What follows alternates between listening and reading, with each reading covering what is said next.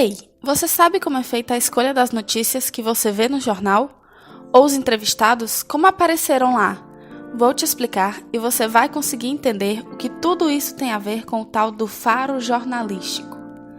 Diante do enorme número de informações que chegam na rotina jornalística, se tornou necessário criar critérios para mediar as informações, e com isso, surgiram algumas teorias que estudam esses critérios.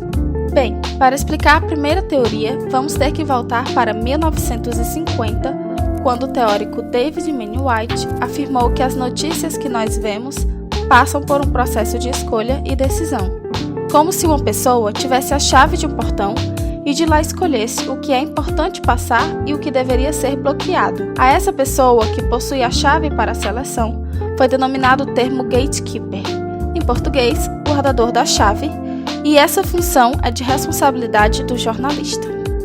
Nas pesquisas, White percebeu que não só uma pessoa poderia ser esse gatekeeper, mas uma série de valores internos e externos que definem o valor notícia da informação. Por exemplo, para saber se determinada informação deve ser noticiada, é necessário saber se a mesma tem importância para o sistema social. A teoria passou por várias mudanças durante os anos, principalmente com o crescimento da internet, revelando novos fatores de influência na seleção de notícias, como a audiência, a rotina de produção e a própria fonte da informação. Mas o significado do gatekeeper permaneceu, assim como os critérios objetivos e subjetivos que dividem o que vai ser publicado ou não. Outro pensamento que explica as escolhas das notícias e histórias que serão abordadas ou não na hierarquia de trabalho jornalístico é a teoria organizacional. A teoria organizacional foi criada por Warren Bridge e trouxe um aspecto mais social na escolha das notícias.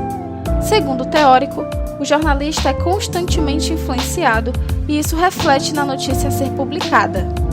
Esse conceito não considera a resposta individual de quem recebe a notícia, nem de quem faz, mas sim a estrutura organizacional da redação.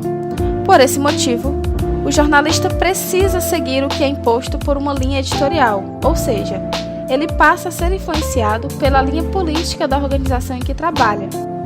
Com isso, surge um conformismo por parte do profissional, originado por fatores internos e externos, entre eles a pressão da rotina na redação e a necessidade de evitar penalidades e constrangimentos no exercício da profissão.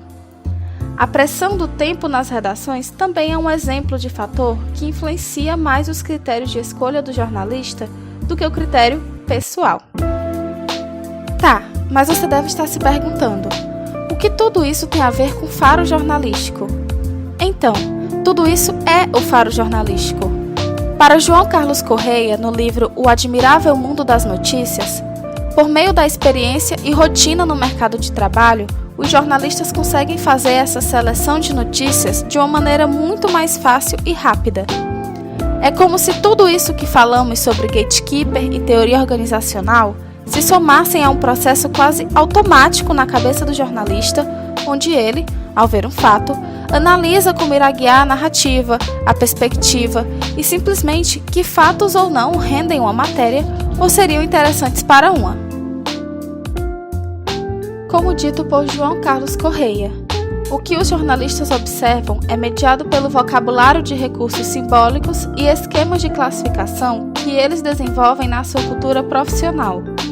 O jornalista competente reconhece um acontecimento em termos da sua significação como notícia, sabe como agir ao selecionar e entrevistar as fontes e produzir um relato considerado competente no âmbito do discurso noticioso.